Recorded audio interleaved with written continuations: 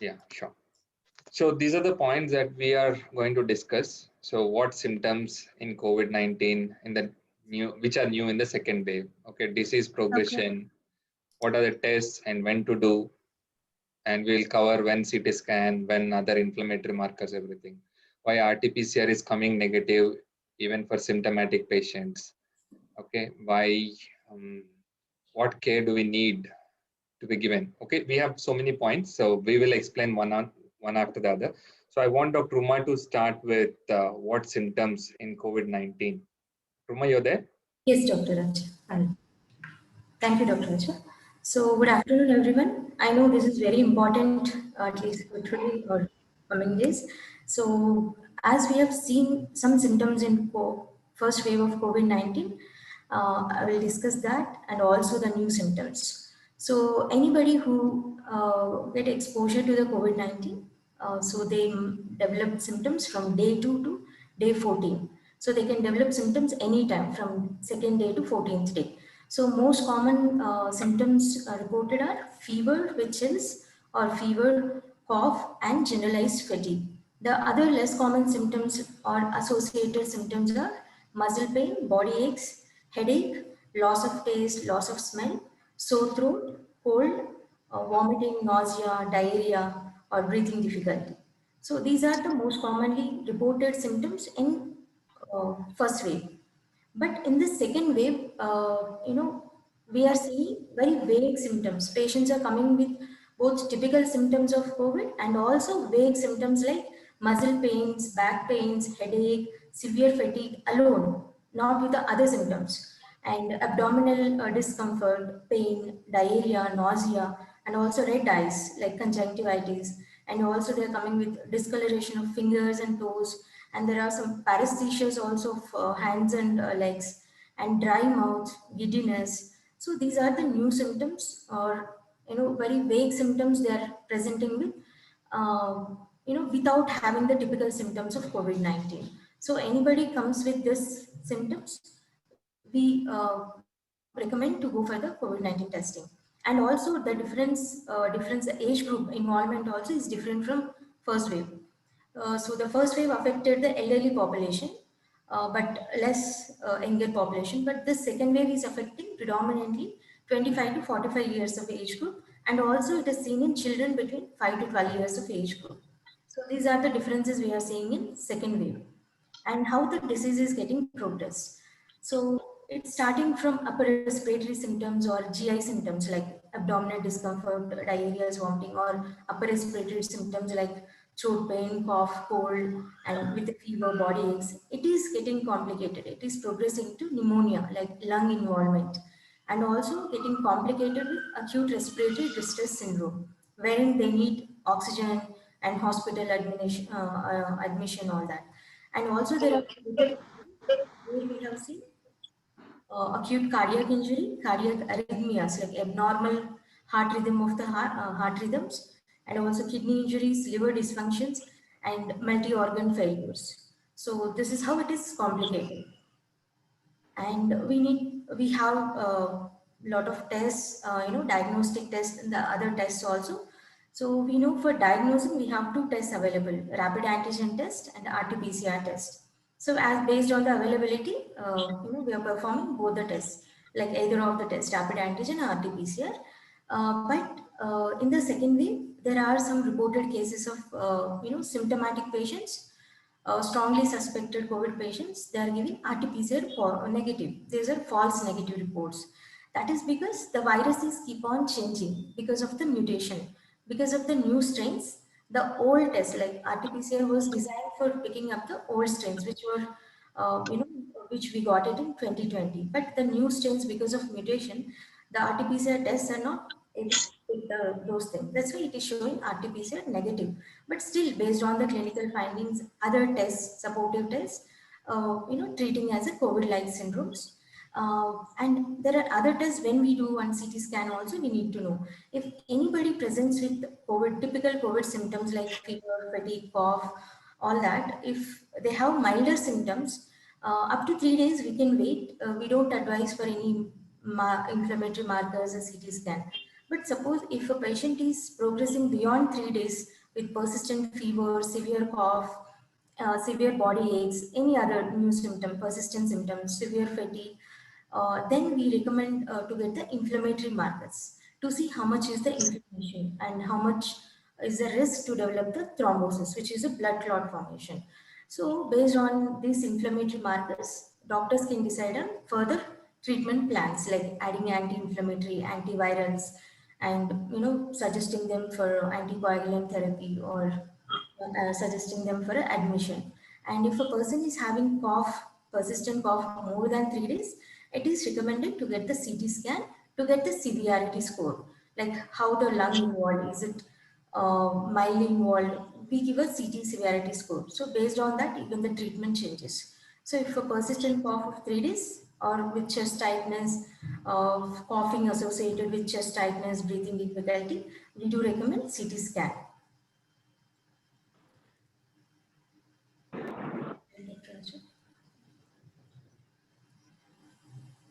Yeah, this we discussed already. Because of the new strains, RT-PCR is not able to pick up the new strains because of all mutations.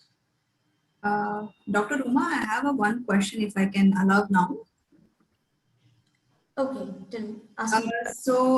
If a person is traveling across different place or came in contact with some RT-PCR positive patient, Okay. and the person is negative, should he go for antigen test or RT-PCR test?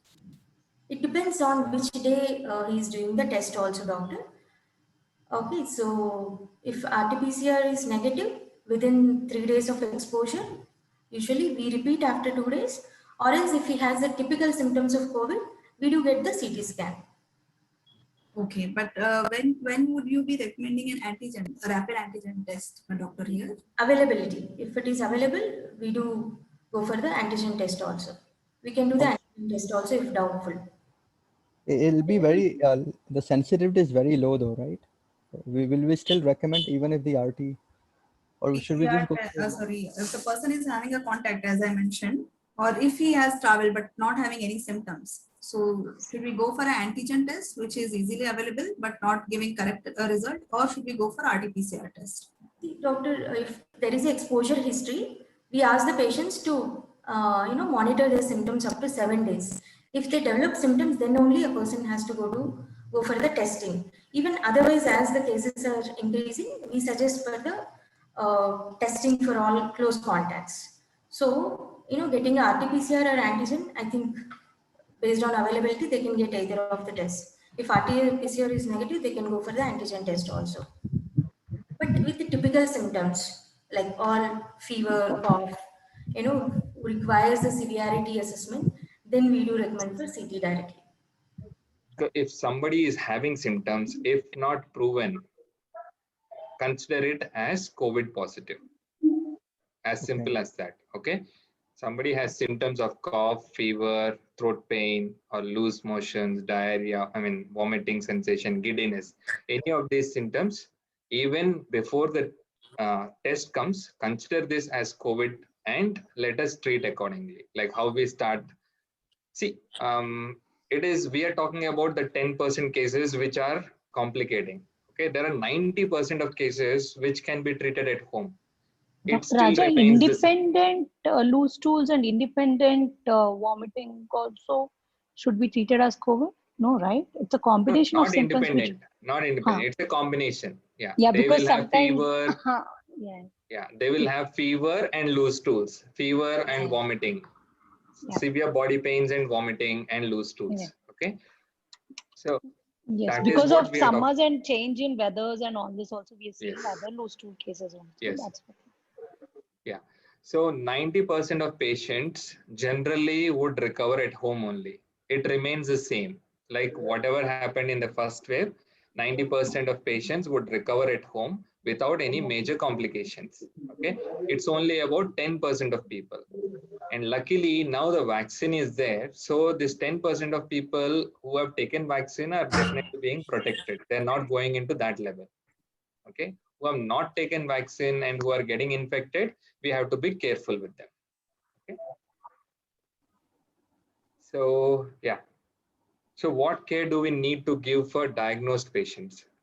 So even if they're diagnosed or not diagnosed, we will start treatment from the first day of whatever symptoms they have. Let's say if they have diarrhea, if they have fever, there are regular medications, over-the-counter medications that are available. We can start with that, like paracetamol for fever and headache, and some probiotics for diarrhea, and some antiemetics to prevent vomiting. If somebody is having vomiting, they can take that. Okay. While we are waiting for the report to come, what should be aware of? If the fever is on and off and fever is subsiding within 3 days, you don't need to worry. It is like any other viral infection where this also will go. But if the fever is for more than 3 days, or body pains, see, body pains alone can be there for more than 3 days also. But if it is with fever, body pains, some diarrhea or giddiness, if any of these symptoms are there together, then we have to go for certain blood tests. These blood tests are mainly the inflammatory markers. What will this blood test tell you? I think if you go on our homepage also, these blood tests are there. COVID inflammatory tests, it's written. So what are they? Like CRP, LDH, ferritin. What this shows is this: how much of this virus is affecting your body and how is your body coping up with it. Okay, that means if the virus is affecting the body, these levels can go up. So at that time, what do? We upgrade the treatment. We include steroids and certain other medications. Okay. So this is very important to know when to get this test done. Within, if the fever, body pains, headache, giddiness, any of these symptoms are there, even after 3 days, we need to get this blood test done. But if the fevers are coming down, fever is on and off, body pains are improving, appetite is good, able to eat well, you don't need this test. Okay. So when do we do a CT scan? CT scan we do when patients have severe cough or chest tightness or feeling congestion, any of these symptoms which are beyond 3 days, even after a cough syrup or any other treatment. At that time, we want to get a CT scan done to see how severe the infection is affecting the lungs. Okay. So currently there is a CT score, CT severity score. If it is less than 5, so generally it will recover. If the CT score is more than 5 to 10, then this might be moderate case. Okay. And if somebody's CT score is beyond 10, that means it is, sorry, beyond 15, that means it is severe. Okay. They might need oxygen and they might need hospitalization. With CT score and with blood tests, do we know whether they need hospital bed or do we know whether they need ICU admission? Yes, we can know. If these blood tests are tripling, the values are tripling. Let's say somebody's D-dimer is 1500, the normal is less than 500. They might definitely need a hospital admission. I mean, they need a hospital admission. But if D-dimer is fine, but the CT score is more than 10 or 15 and the saturation is dropping, then also definitely they would need a hospital admission. So it's a combination of blood test, combination of clinical symptoms that we take in account to decide whether they have to be admitted or at home. Okay. If symptoms are coming down, if there is no saturation drop, if there is no warning signs, what are the warning signs? Giddiness, breathing difficulty, chest tightness, or high-grade fever, which is not coming even with Dolo or paracetamol, even after 3 to 5 days. These are the warning symptoms. If any of these symptoms are there, we need to go to hospital. Okay. What is the other thing? If the saturation is dropping below 94. Okay. If you can also do a 6-minute walk test and check the saturation. If the saturation is dropping below 5%, in the sense 5 points, if somebody is 99 and it is dropping below 94, that is also considered as a warning sign. If any of these warning signs are there, they might need hospital admission. Okay, coming to bed availability and oxygen. Not everybody would need an oxygen. Even if the CT score is in moderate level, but saturation is still maintaining and they are started on steroids and some treatment at home, you can monitor the saturation at home. Don't panic and try for the bed and then go for the bed if the saturation is dropping below 90. Okay, so these are certain combinations that you have to be little known. You should know these things, otherwise it will become panic. Okay, and in hospital also, what will they do? They will monitor the saturation, put them on oxygen, put them on steroids, and put them on certain medicines which will cause blood to be thin. Okay, this is called blood thinners, heparin, low molecular weight heparin. These are given so that clots are not formed in the blood and prevent complications. Okay, that's the basic treatment. And coming to certain injections that you are hearing right now, remdesivir and teclistamab, these are not magic bullets. Okay, these are known to be effective only in mild or moderate cases. They did not change any outcome in the severe cases, where the cases are already in ICU or anything like that. These medication did not show any benefit where when compared to people who have not given this remdesivir and all. Okay, so don't panic, or I know it is very hard to tell it here, but if I have to tell you, oxygen, steroids, and proper monitoring, and low molecular weight heparin, which is blood thinners, these are working very good in ICU patients. So I have been in touch with a lot of my doctor colleagues from different hospitals. They are telling the protocol, this is how they are doing it. Okay. And coming to next, how do we monitor patients at home? So give symptomatic medications for fever, cough, and loose motions. Add vitamins and zinc supplements to people. And also we add medications like doxycycline, ivermectin, and steroids if there is a need for steroids. What all do we monitor? We monitor temperature, saturation, and pulse. We monitor this.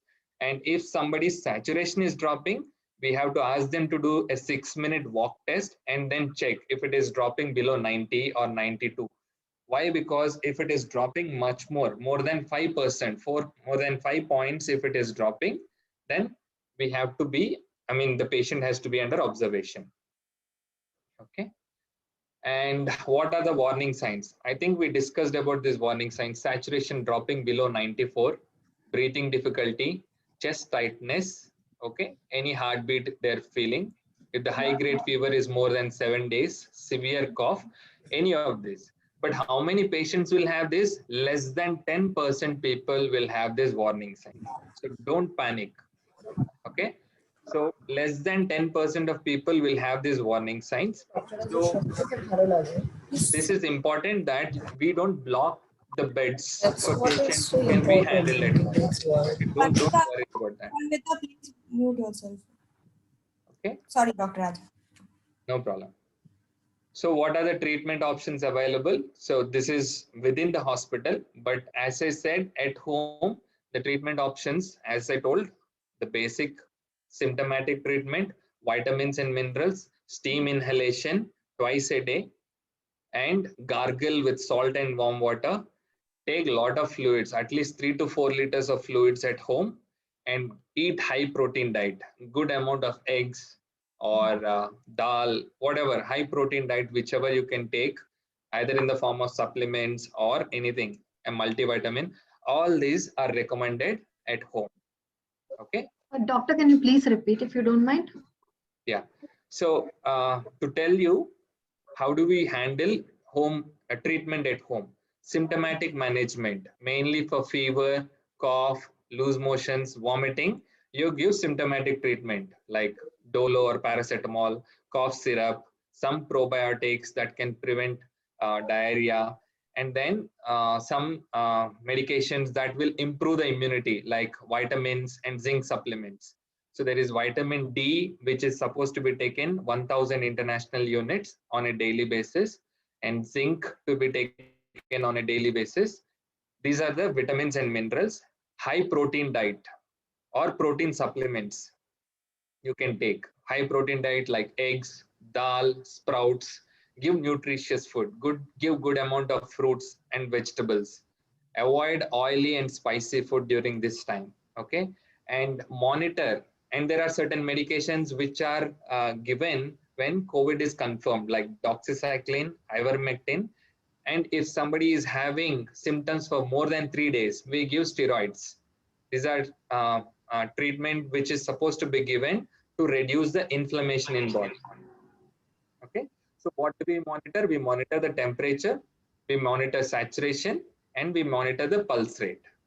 See, if somebody's fever is high, the pulse rate will definitely go up. Every 1 degree of rise in temperature will increase the pulse rate by 10 beats per minute.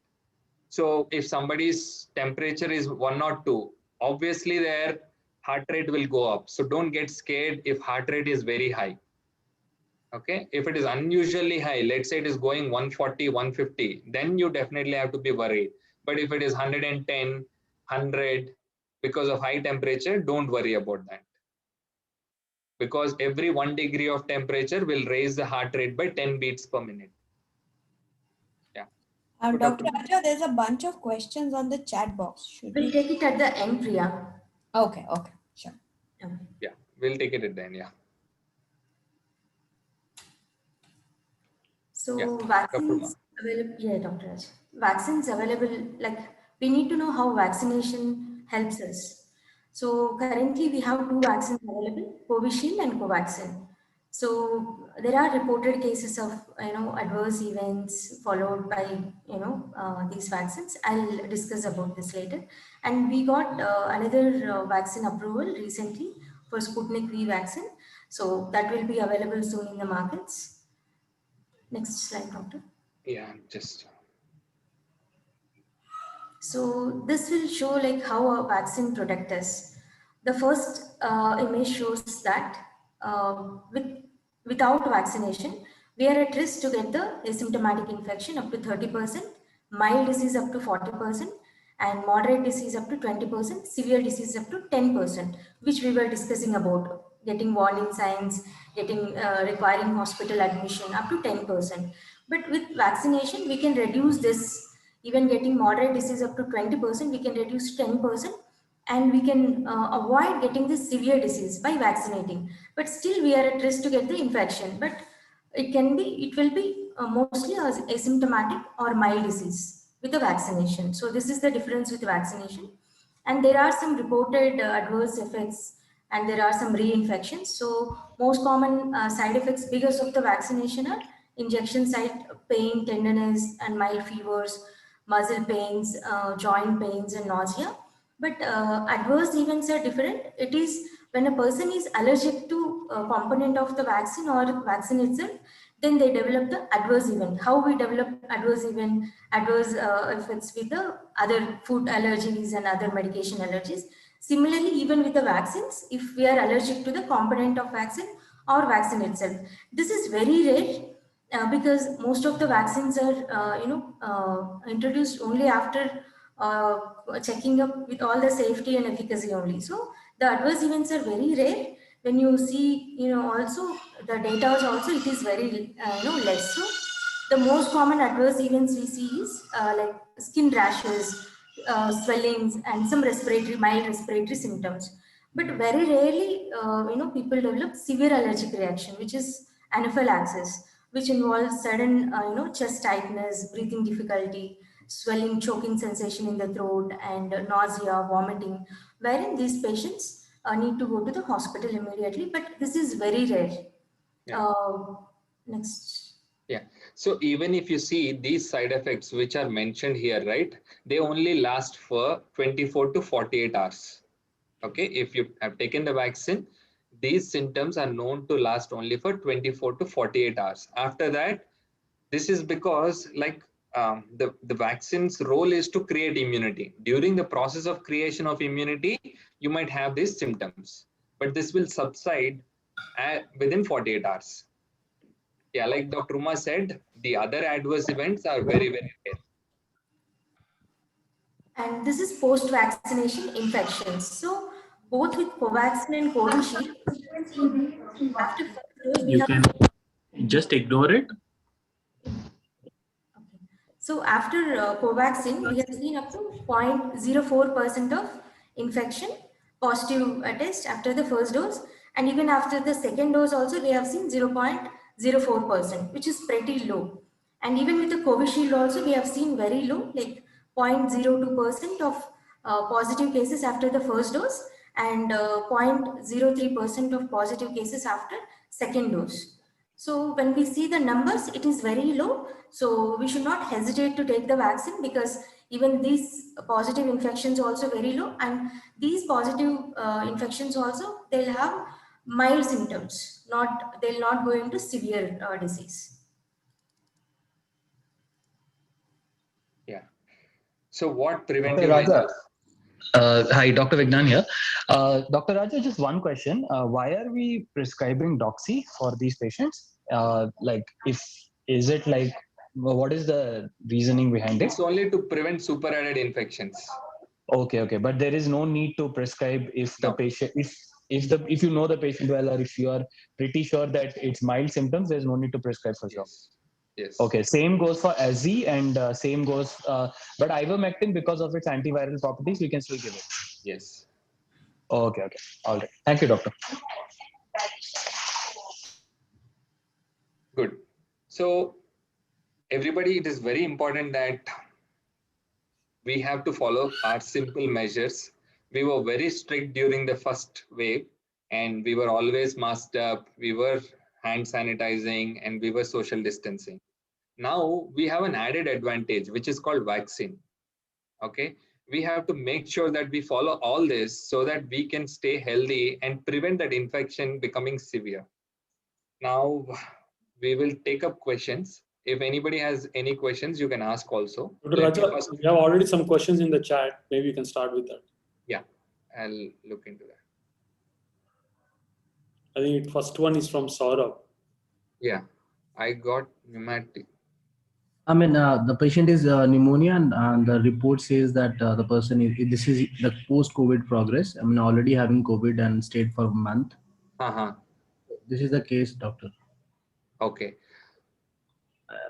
I mean, they prescribed medicines, blood tests, everything, and I mean, she's on like medicine since last one day, but things are worse. Okay. Yeah, very sorry to hear that. But the treatment protocols would remain the same because all treatment protocols are coming from AIIMS, New Delhi. So all the hospitals, whichever are following, is treatment protocols that are coming from AIIMS, Saurabh.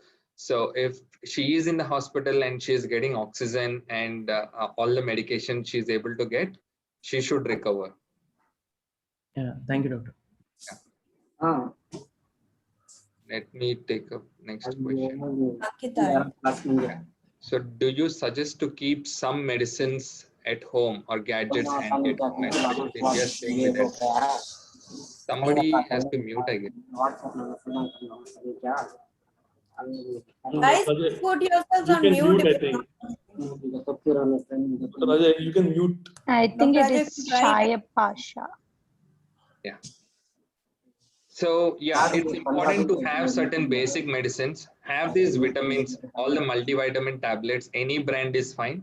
So one multivitamin tablet, vitamin C, zinc supplements, and then vitamin D. These four are definitely needed for everybody. Okay. And for people who are traveling outside and their job is to travel outside, keep ivermectin also. Ivermectin 12 mg tablet. They have to Shaib keep. Pasha, can you please put yourself on mute? Shaib, can you please mute yourself? Yeah, I think he's muted. Sorry, Dr. Raja. No problem. So I think I can make you the host again, right? You can. I will do that because presentation is anyway over. Yeah. Please. I'll focus on questions.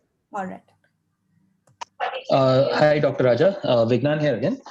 So if a patient is having fever, but it's like 102, 103, and they're not able to get a bed, so if and we're not able to get oxygen tanks all the time, right? So what do you suggest we can do for 3 days of treatment? I mean, the next 3 days, because what I've also seen is that after 3 days, the symptoms tend to subside. No, starting on steroids will prevent. See, basically, COVID is not just a respiratory disease. It is more to do with a thrombotic disease. It causes blood clots. And these clots go to different parts of the body and cause damage. Okay, this can happen only in 10% of patients. So if it is happening in the 10% of patients, it's important for us to understand, okay, to give this treatment to them, whatever is available, and see to it that they are not going into further complications. Okay, we give them steroids, we give them ivermectin, and monitor them, because next steps are completely in the hospital, like oxygen, because oxygen and all are not available at home. Got it. So what if Dr. Raja, Dr. Vignan, if you don't mind, there are a bunch of questions that employees are asking. They are personal questions, more than generic ones. So can we first finish those questions and then move on to other things?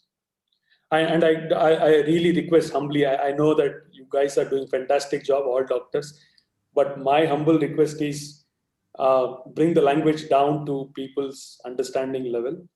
The idea really is that people go out from this more informed, better informed, and more assured.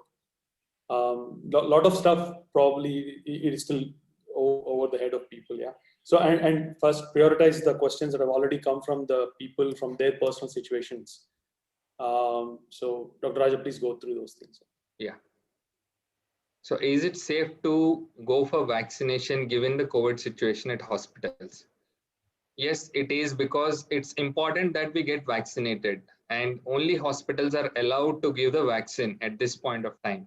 So if you're worried to go to hospitals where they're treating COVID, there are other places which are like PHCs and locally available centers. If you can see on COVID app, you will know where are the centers that are available closer to you, which are not treating COVID patients. You can go there and get the vaccination done as well. Dr. Raja, actually this question was because my father is already like a patient of psoriasis past since 1992. So like is a severe comorbidity. So will vaccination have an immediate impact? And given the situation, it's better to keep him at home, and later when the situation is okay, get him vaccinated, or immediately? No, see the way, if all of you are not going out and you are not contact with outside world, then you don't need to for now. But if somebody is traveling out, they are going out and coming for whatever reason, because the kind of infection this is causing, current COVID, it is spreading very fast. So it is important that some amount of immunity is built in your father, so that he, even with his current state, he should be able to cope up with it. Vaccine only can provide that state to him. Yeah? Okay. So do you suggest... question from Saurav, I think. Have we addressed that? Yeah. Do you suggest to keep some medicines at home? I think this also we have addressed. Yeah. And Naman, regarding vaccine, since it is 2 doses in certain time window, and considering certain shortage to many, how is it possible consequences, second dose delay? Okay, there will not be any consequences. The only reason the vaccine is 2 doses is to generate certain amount of immunity. So vaccine 1 gives certain amount of immunity, and the second dose will give much better dosage of immunity. What they said is this: at least if 2 months of gap is there between first dose and second dose, the immune response is much higher. That means the protection is much higher if you take the vaccine in a span of 2 months. Even if it is getting delayed, it is not a harm. It won't cause any problem. Okay, it will only cause that immune response to be maybe a little lower than that. Let's say somebody did 4 months or something like that. Next question. How do we know when to use steroids or not? Okay, so if somebody has symptoms and they've got those inflammation tests that we recommended, and those inflammation tests are going above the normal, that's when steroids are recommended. So it is important to get those tests done to check whether to start steroids or not. Sir, one added question here. Can we buy the steroid medicine over the counter, or a patient needs a prescription? No, they need prescription. These are not over-the-counter medicines. Okay, sir. Thank you. Steroids are never over the counter, doctor, in any condition. Yes. Steroids are always prescribed medication only. Yeah. So see, as I said, 90% of people don't panic. Okay, 90% of people would completely recover without any issues within 5 to 7 days. But these people who are having that symptoms of cough or high-grade fever and giddiness, these are the people they would need those blood tests. Without vaccine, what is the reinfection rate? 100%. No, we don't have any studies right now. So reinfection rate is there. It is known more in the hospital people, mainly because they are more exposed. So if somebody is more exposed to the infection, more exposed to the virus, so they might have chances of reinfection. It is without vaccines, Dr. Raja. Okay, without vaccines, sorry. Without vaccines. So it's... Yeah, reinfection can be there. Even in vaccine people also, reinfection is happening, but the symptoms are milder. Okay, without vaccine, can reinfection occur? It can happen. But what is the reinfection rate? I don't know. It's not yet published. This we already discussed. If Yeah. the second dose is missed, Atlas is next. Can new moms take vaccine? And I keep hearing that new moms and newborns will not get infected for 6 months. Is it true? No, there is no data that new moms will not get infected. Okay, but whether new moms can take or not, maybe we'll reply to it. I have to look into the data. We don't have information whether new moms can take the, definitely pregnant women should not take, that is there, but new moms will update you on that. Can older people with asthma take vaccine? Yes, definitely they have to take vaccine, because asthma is a predisposing factor. What does that mean? If somebody has asthma, if they get COVID infection, the severity of infection can be higher when compared to normal people. So if somebody is having asthma and they did not take vaccine, the disease can become severe in them. Chances are there. So it is always important to take vaccine, even for people with asthma or without asthma.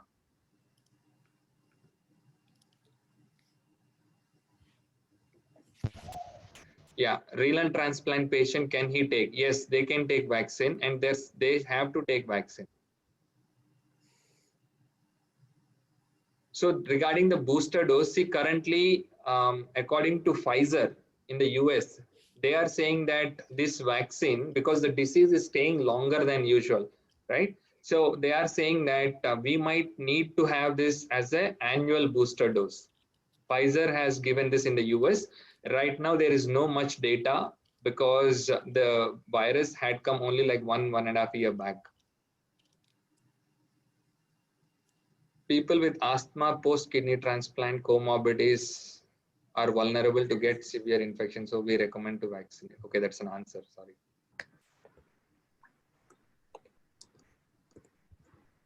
Is it recommended to consume blood thinners immediately after recovering from COVID? If somebody is on blood thinners, you don't need to stop blood thinners during COVID vaccine also.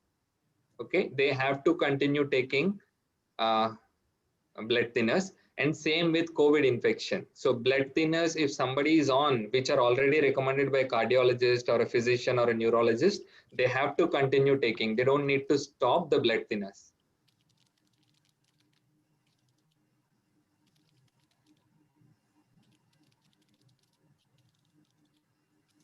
So, okay. So the vaccine affects reproductive system. See, there is no data that the vaccine affects reproductive system because the vaccine is very recent. It's only like 5 to 6 months they started giving. So we don't have enough data on saying whether it will affect the reproductive system. So to be honest, there are so many vaccines which are developed and none of them have shown any effect on reproductive system as such. So I don't think that this vaccine would be exceptional in causing any effect on the reproductive system. How to monitor body temperature during episodes? If the fever is not coming down after a dose of paracetamol or tepid sponging, what to do? So paracetamol can be taken at a higher dose. So if you see in hospitals, we give 1 gram of paracetamol IV directly, and we give up to 3 1 gram paracetamols. So if somebody's fever is not coming down, they can take higher dose of paracetamol, but not within 4 hours. Okay, 4 hours, 650 of paracetamol can be taken once in 4 hours maximum. And yeah, tepid sponging. See, tepid sponging definitely will help if it is done properly. So lukewarm water, remove the shirt, and because we have to expose the body and wipe it properly with a lukewarm water cloth. And if somebody is developing shivering, you have to pause that. When somebody is shivering, don't continue doing tepid sponging. Okay, don't wipe the body with wet cloth. Tepid sponging means wiping the body with wet cloth. So this also we answered. Also, my father tested positive rapid antigen test 5 days after taking the first dose with minor symptoms. Should he go for the second dose? See, vaccine is not known to cause antigen or RT-PCR test positive. It is that after vaccine or just before vaccine, somebody is exposed to the virus. That's the reason it is like an infection. It is not because of the vaccine. Vaccines don't give you positive for RT-PCR and antigen test. Okay. Second thing here you should know is this: if somebody has taken that first dose and they recovered with mild symptoms, it is always important to go for the second dose also. It has nothing to do with whether they got infected or not. If I have combined symptoms of headache, loose stools, and it stays for 1 to 2 days only, and taking medicine, should I get tested for COVID positive? Okay, so if 1 to 2 days headache and loose stools can be because of other stomach bugs also, like any other bacteria or other viruses which are causing because of food poisoning or some stale food that we have eaten, which has caused a stomach infection. Okay, that should subside on its own. Only if the symptoms are beyond 3 days or less than 3 days but associated with cough or giddiness or chest tightness, then you need to get the COVID test done. Can someone who has been recently treated for cancer take the vaccine? Okay, if somebody has recently, how recently, that is also important. If somebody is on immunosuppressants or if somebody is on chemotherapy, during that time, they're not supposed to take the vaccine. So please reach out to your cancer specialist doctor and find out whether you're safe to take the vaccine or not. Doctor, if they've said that it's fine for them to take it, is that all right? Yeah. So see, there is certain time when somebody is on chemotherapy, we don't give. Somebody is on high doses of immunosuppressants. At that time, we don't give. Apart from that, they can take. Yeah. Thank you. Also, my father tested positive. I think we read this, right?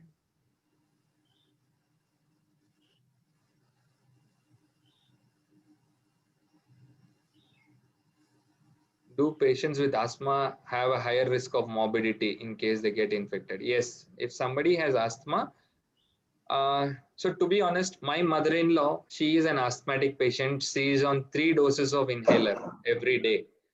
But luckily, she finished her 2 doses of vaccine and she got infected.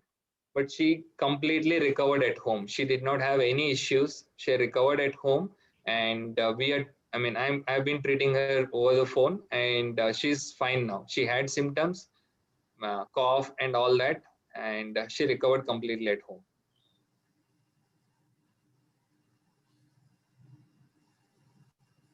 Yes, if your father-in-law is had 3 times heart attack, paralyzed and weak, can we still give vaccine? Yes, it is not a contraindication for vaccine. He can get vaccinated.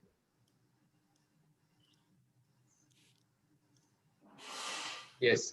So see, this is an important question. If somebody has given the test and waiting, can they still start certain treatment? Yeah, you can start symptomatic treatment for cold, cough, headache, and loose motions. Okay, and start some vitamin tablets and start steam inhalation or gargle, high protein diet, drink a lot of fluids. These are the treatments somebody can do at home. Only once you get a positive COVID test, ivermectin or other tablets are recommended. Otherwise, you can go ahead with this. Can COVID vaccine to a person having low platelet count genetically? Yes, we can give COVID vaccine. There is no contraindication.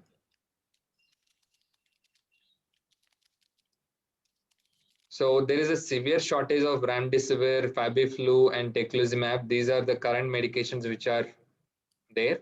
So there are some hotline numbers which are given, which are available in public forum also. That's the only option. There is no other way. There is no influence that is actually able to get any of these medicines.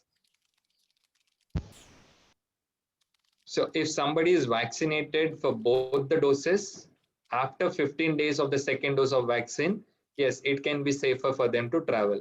They might have milder version of the infection, but not severe version.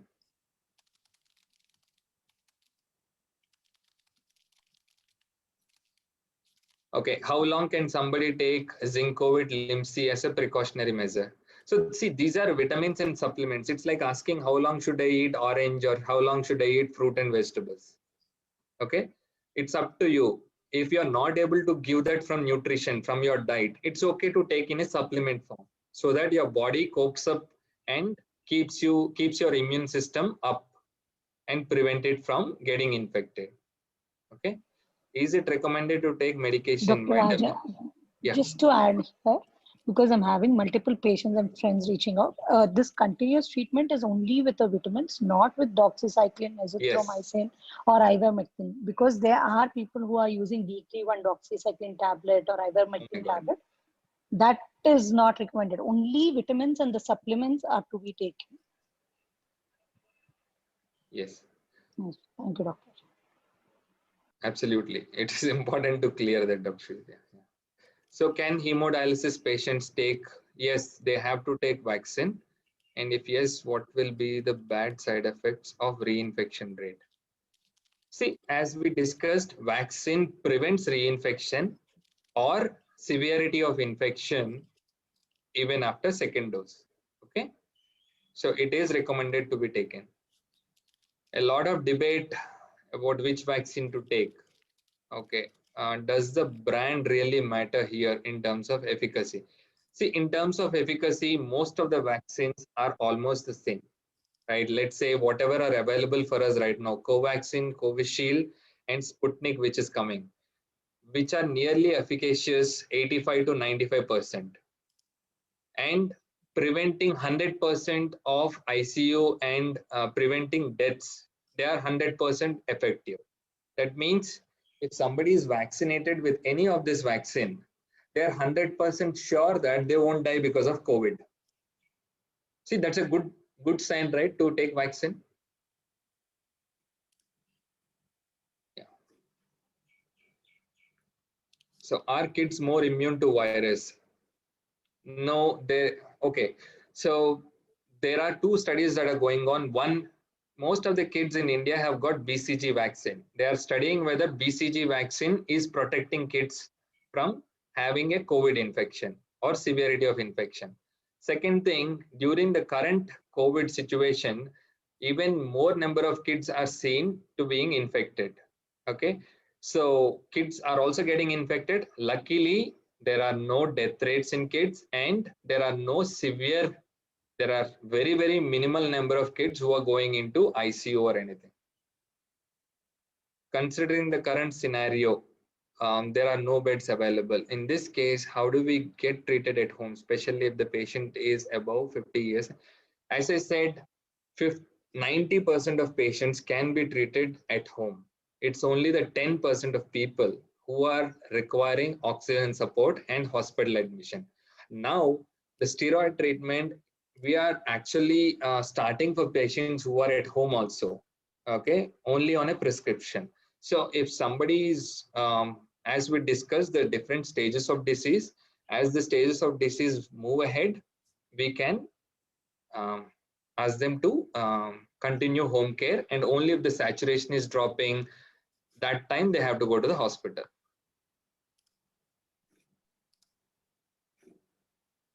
Okay.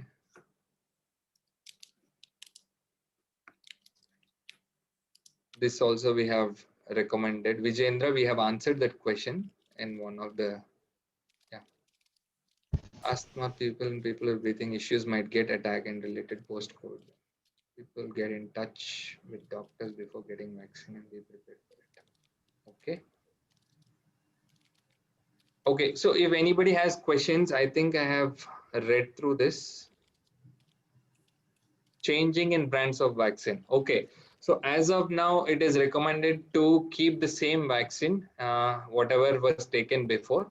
So government only has to give. They will run some studies and they will share the results. That's when we can tell about whether the vaccine brand has to be changed.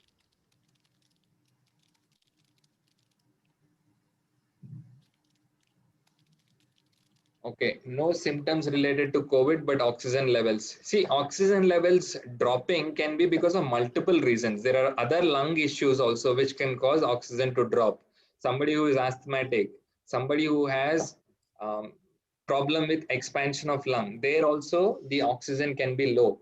Okay, if somebody don't have fever, don't have body pains or diarrhea, giddiness, headache, none of these symptoms and oxygen is below 92, then I don't think it could be because of COVID. They have to check other symptoms also, other conditions. Will there be third wave next year? I don't know. I am not a fortune teller.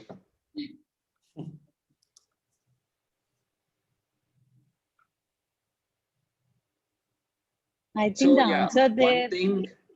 one thing I can tell you is about the vaccine. Depends on how many people are vaccinated. So if we see that to get a herd immunity means everybody develops some amount of immunity in the community, even if vaccinated or not vaccinated, because they get infected and some amount of immunity is built. This is called herd immunity. If there is herd immunity more than 50%, so the chances of third wave are less.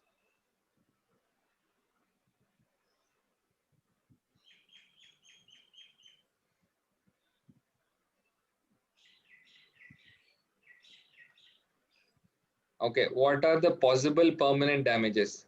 So if somebody has severe diseases, there are possible damages, but not for everybody.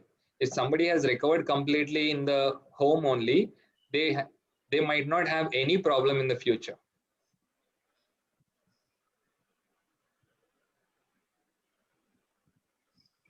Okay, so if some mother is positive, can the baby also become? So yeah, sorry, it's moving up and down. So if the mother is positive and they are breastfeeding the baby or they are in close contact, they have to be in contact. But most of the times, the children are known to recover completely. There are no issues or no cases reported that somebody had issues.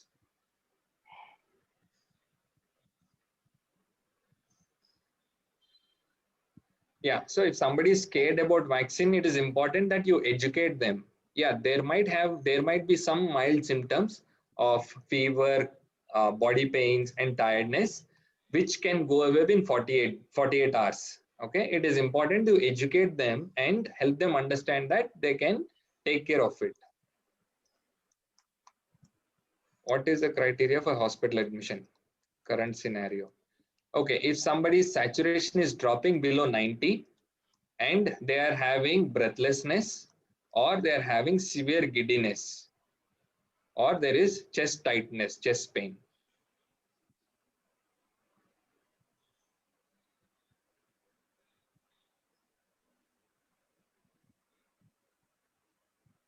only body pains for last 3 to 4 days. Should the patient go? See, only fatigue can be because of multiple things. If somebody did not sleep properly, that also can cause fatigue. Okay, but only COVID body pains are extreme.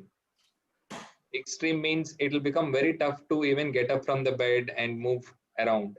So that's the kind of fatigue people are complaining with COVID. If somebody has that kind of symptoms, yes, please get it done. Otherwise, most of it is in a combination. There would be either, excuse me, there would be either fever, headache, body pains, any of this.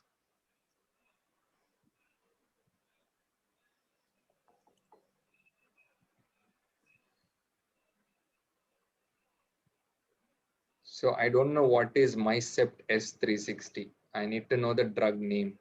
Immunosuppressant. Mycept S. See, there are people who are rheumatoid and all that. There are so many patients who are, I would say, autoimmune diseases who are on immunosuppressants. Even they are recommended to go for the vaccine. They just reach out to their doctor and find out whether they can go for the dose or not. Because it's all case to case basis, depends on what immunosuppressants they are on.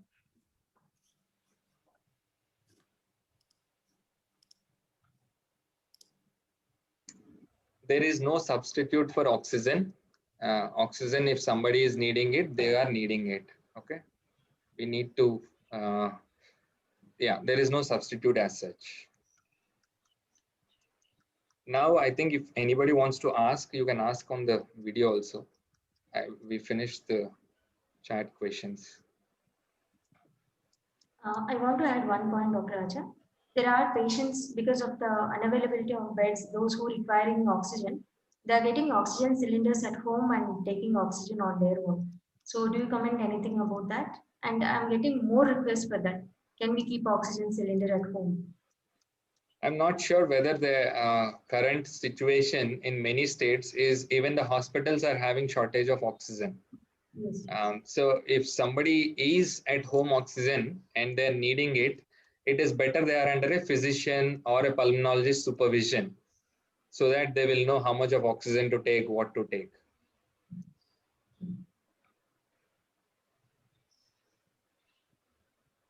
Good. I hope this has been an informative session and we could clear some of your or most of your doubts.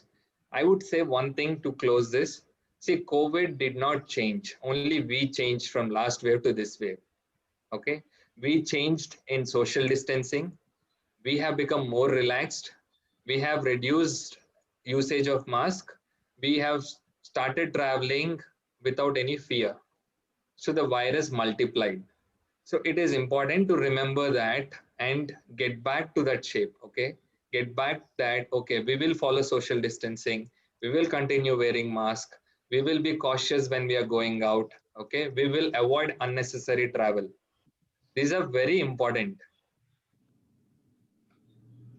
Okay, so let us follow this. The death rates were same as first wave. Death rates did not change. The age of people who are getting affected of COVID and the severity of people who are going for hospital admission remained exactly same as the first wave. There are no changes in that. Only thing changed is our laxity. Let us not leave our guard. Let us hold it and get vaccinated whenever it is possible. So here in the second wave, we have an advantage of vaccine, which was not there in the earlier one. And if somebody is vaccinated, they're not superhumans, okay? And they didn't form a shield. It takes at least 15 to 20 days for the immunity to kick in, okay? The immunity to develop. So if somebody is vaccinated, please stay at home and follow those measures and continue to wear mask, okay? If somebody is vaccinated, will they require mask even after second dose? Yes, definitely, because they can get infected and they can transfer the infection. So it is important that even if somebody in your family is vaccinated with 2 doses, they have to continue to wear the mask when they are going out and meeting other people. Because if they developed asymptomatic or mild symptomatic disease, they still can transfer that to people who are not having the infection. Okay.